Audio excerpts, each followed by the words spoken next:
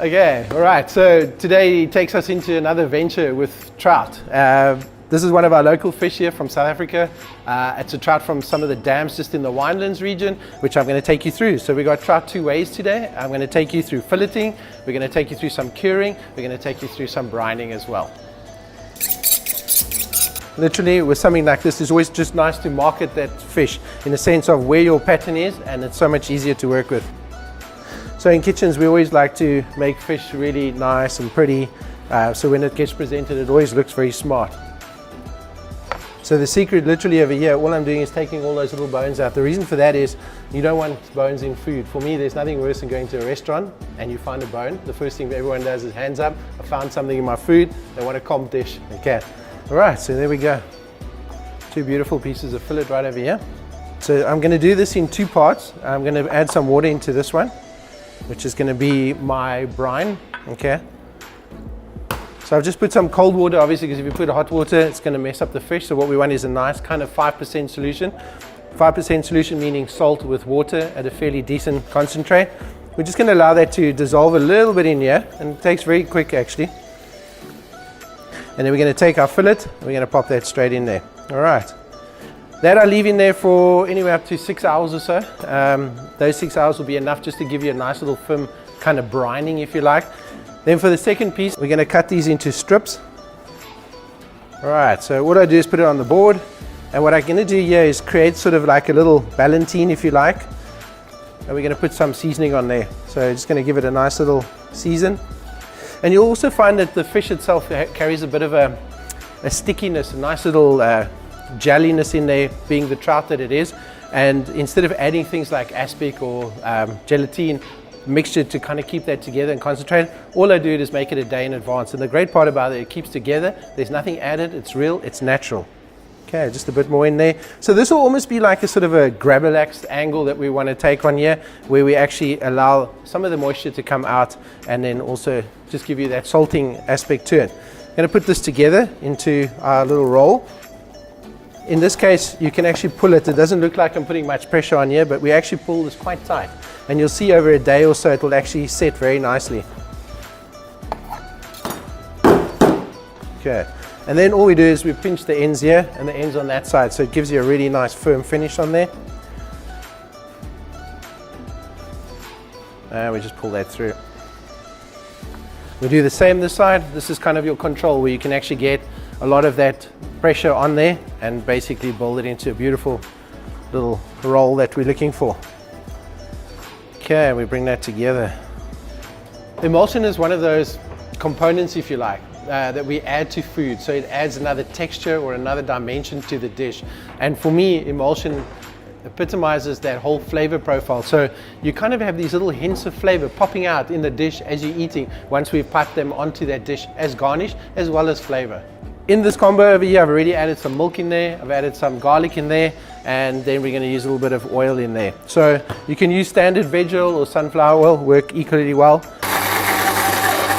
Alright, you might wonder why I put plastic wrap on. The reason for me it's easier to work with. You can put a lid, but you've got to keep opening it and closing it the whole time. For me now, I can automatically pour that through. And the reason why we do this is, remember, emulsification or emulsifier is when you bring components together. So what I'm trying to do in here, as opposed to just throwing it all in, I need the oil to basically build up volume and texture in here to actually give me this beautiful finish that you're going to see right here. So the texture that you're looking for is this kind of nice firm sort of finish to it, so that we can actually use it on the plate. Bit of seasoning in there, it's very important. Squirt bottle, good old fashioned, adds a lot of technique to dishes these days. You'll find chefs with all their different toys that they're playing with and adding it actually onto the dish to make the dish look a little bit more impressive. We then spoon that in. Just drop that. All right, so here we go. And then when we use it, we just shake it to the bottom and we use the finishing off there. I also have an amazing thing here which the world has seen now over and over, but for me it's still very special. So this is our salt block, which is Himalayan rock salt. It's just over 250 million years old. And based on this, I like to use this as my dinner plate or my serving plate. It's not only my plate, so this would then be served on the table. We'll plate the two components, you're getting that saltiness in there. This over here would also then act as my self-seasoning dinner plate as well, which I can use in two parts, which is quite a quirky angle to the dish, I think. Right, so here we go. We've got our little ballantine. We're just going to cut that into presentable looking ballantine. Right, so as you can see here, it gives you that really beautiful finish over there. Kind of really refines something that could be quite boring on the plate. We're going to plate on this. It's going to be delicious. So we've got our ballantine on there. Going to use 2 parts today, like such. We've also got our cured or brine fish, as I mentioned earlier, cut into nice thin slices. We're going to add that onto, and you would wonder why they're separated. One point is for visual, so you get different dimensions. So in here you're getting a lighter salted flavor, and this one over here slightly more intense flavor. Okay, so let's put those together. And you can see those beautiful colors. You might think that it's all kind of in one as such, but in actual fact we'll change all of that as we go along.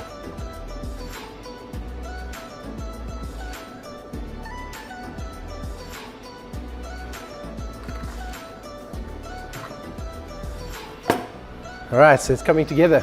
Okay, a few more pieces of garnish that we want to bring into that would be, as I said earlier on, we're utilizing a lot of those wonderful things like lemons and crassinis, which would be that crunch component. Got some capers over here, which is one of my favorites. I've been doing this for years. It's been one of those amazing things. You get this lovely crunchiness in there. Where everyone uses capers, which is brined or been put through a brining over a period of time, very salty. I find that if you do it this way, crunchy, you've got texture, you've got flavor, and it's less salty. All right, so we've got our lemons on there. Got some greens just to make it all pretty. And then sprinkle these little capers around. These are like little bombs that explode in your mouth. So as you're eating your food, you get a crunch here, a little soft there, nice acidity, something slightly on the salty part, and again, the nice creaminess of those emulsions. Pop that all over. We've also got some crassinis, which we're just going to use to garnish up this. You can even break these up if you find them a little big. I always find it's really nice to split it up. Let's do the same with this one again. Pop that on there. Cream cheese is going to be just that nice little finish of creaminess again to enhance the flavors of the actual emulsion itself. So I'm just using it. So the cool part is we actually got 2 spoons and we call it quenelling. Or you can do a rocher, which is slightly different. In our case, we want a little quenelle on here. Okay, so that's kind of what we're looking at. And we just pop that on there. Those beautiful little flavors of onion that just enhance everything. You don't want too much, obviously keeping it nice and fine and delicate, not too chunky, otherwise it destroys the whole dish. So olive oil would be our finishing touch. That for me just kind of illuminates the whole dish, brings it all together. Just a nice little lovely sprinkle over the top, and a bit of black pepper, of course, just to kind of finish that off.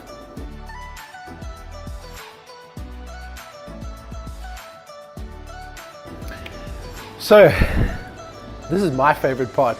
I make food as a living and I enjoy wine for pleasure. Put the two together with my love for salt, heaven, made in perfection. So, we got a beautiful little Sauvignon Blanc here, which we want to sample with this. We've done the pairing, we find that it works superbly well. And just to give you a little interlude into food and wine pairings, for me specifically, chefs have made it complicated for the followers. In this case, there's 3 steps. We first aerate the wine, taste it, almost take like a kind of a photograph of this on your palate so you remember that exact flavor. Then take all of those components, as I said. We take some of our trout, which we ballantine, some cure, a little bit of emulsion, caper, onion, some leaves, a little bit of crunch, and a little smear of cream cheese. Again, all together is so important to make this shine. The big secret is food and wine pairings is that the wine shines once we've eaten the food. So now we taste. That is so good. Again, once we've digested, we want our wine to open up again, so we just aerate it again, taste it again.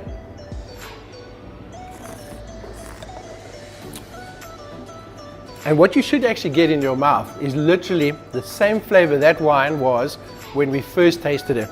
With the food interaction, needs to be the same again after it. That for me is a food and wine match made in heaven.